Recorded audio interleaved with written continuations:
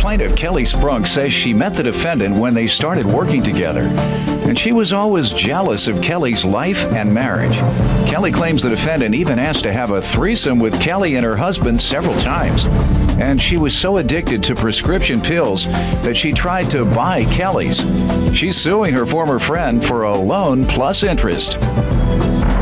Defendant Krista Goddard says she and Kelly were best friends and says Kelly was a great worker. Krista admits that she was envious of Kelly's lavish lifestyle, but insists she never wanted to have a threesome with Kelly and her husband. All rise. This court is now in session. The Honorable Judge Greg Mathis presiding. You may now be seated. Prove your case. Well, I guess it would all have to start when we met, kind of under odd circumstances. I went in to get my car insurance. She was the office manager. We clicked instantly. I ended up leaving there not just with my car insurance, but with a job. She offered me a job on the spot, and lo and behold, my future best friend. And it was soon after I started working there, I realized how fueled she was by envy, jealousy, greed, and that her will to stop at nothing to get what she wants. Give me some examples. Some examples from my husband. She was very envious of our marriage, would always make comments about how unhappy she was in her marriage. And when my husband would come in to visit me, she would make comments about, oh, can't we just share him in all ways? And, she's a swinger.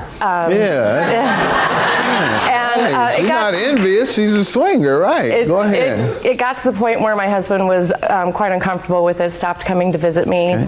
Also, it was no surprise that she offered a threesome as a way to pay back some of the debt. And that's absolutely untrue. As long as her husband did not know about it. Okay. She offered it several times. And then I was pregnant with our first child at the time.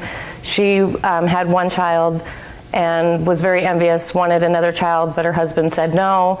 And all of a sudden, one day she comes into work and she's pregnant with twins, immaculate twins. And it wasn't until we went to have our second child that she shared a secret with me that ovulation kits work wonderful when you want to have a child.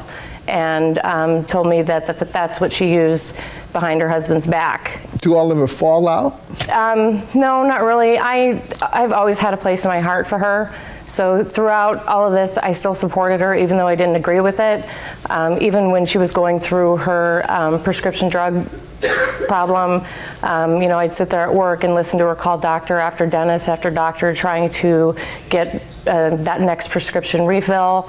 And then she really crossed the line when there was a time when she actually asked me if I would sell her some of my prescription pain medication, which I was offended immediately and told her, that's a felony, first of all, and I was completely offended by it, and of course said no. And then we ended up moving to Omaha, and shortly after we moved to Omaha, she called me upset, saying that she was being evicted from her apartment.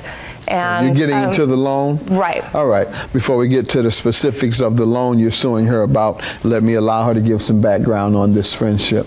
Well, she's right to a point. We did click instantly. And the first day we met, and that next day we had her in for an interview, and even though she was 6 months pregnant, which normally people don't hire under that. 6 weeks. 6 weeks pregnant. Normally under that circumstance, they don't usually hire people because they know they're going to, take off eventually for the birth of their child. But we had her come in, and so you say normally employers discriminate against pregnant women? I think they do. I think they do, in my opinion. Okay. But she was an excellent worker, and we became best friends right off the bat. And she ended up even building a house out in the city where I lived.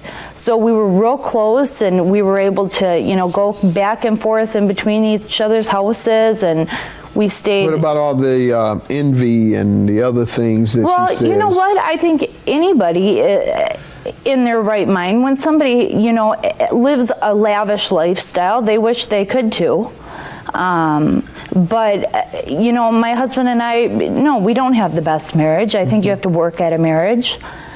You know what? I've always been a little jealous of her. Okay, see, there's a difference between... never was I envious enough to offer her a threesome to pay off a bill. You did it more than once. And my husband and I, my boys, they were a surprise, my twins.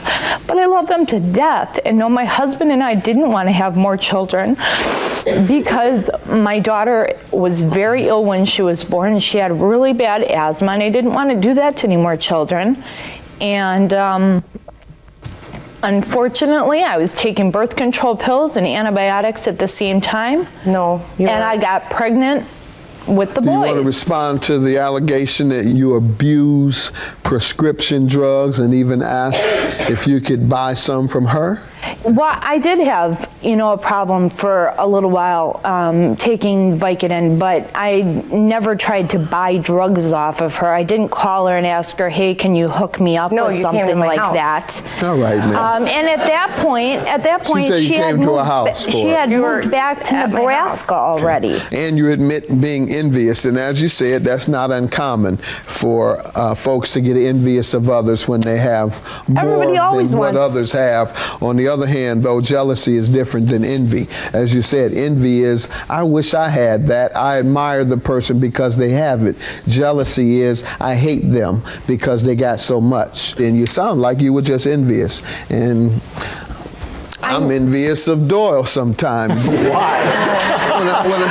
When I'm out here and all these women are asking about Doyle and they admire him so much. We really admire Doyle. He's such a nice guy. And I'm like, I wish I could be like Doyle.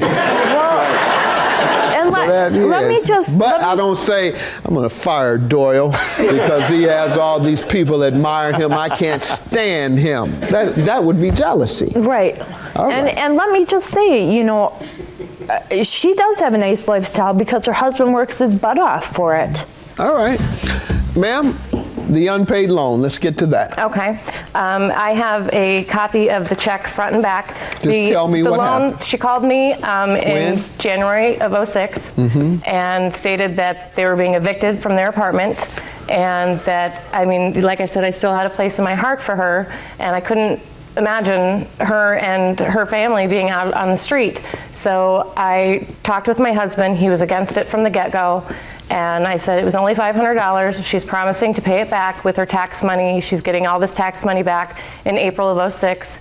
She's going to pay us back. I told her that, listen, hey, do what you can. I'm not expecting the lump sum, right away when you get your taxes. I sent her the check. After she cashed the check a couple weeks later, she calls me and tells me that, now they're going to have to pay in for taxes, so she's not going to be able to start paying us back. So therefore, we could start charging interest on the money that we had loaned her. So it's not true. Nothing was ever discussed about interest, ever. What was the agreement? The agreement was that we could start charging interest How until much interest? 8% interest until she was able to start paying us back. Okay. At what point did you conclude that she had breached the contract? When she called me and told me that she was not going to be able to start paying me back. I don't know when that was. April of 2006. Okay. Why didn't you sue her before then? Because I didn't want my husband to prove me wrong. I had, like I said, I had a place in my heart for Krista that she will one day. Unfortunately, that's over 4.5 years ago. Yeah, and because we kept hearing the checks in the mail or. No, she told you that she wasn't going to pay you, remember? No, when we contacted. No. I just asked you, when were you convinced that she wasn't going to pay you? You said April of 2006. Isn't that what you just told me? I'm sorry. My husband was convinced then.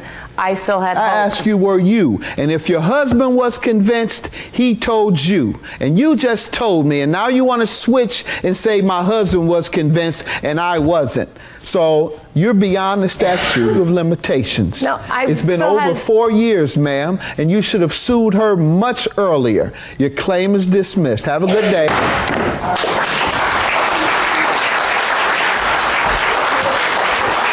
I came on here hoping to get her friendship back. I'd like to, get some form of payments going and, friendship back. I'd like to state that I still love you. I still love you too, Krista.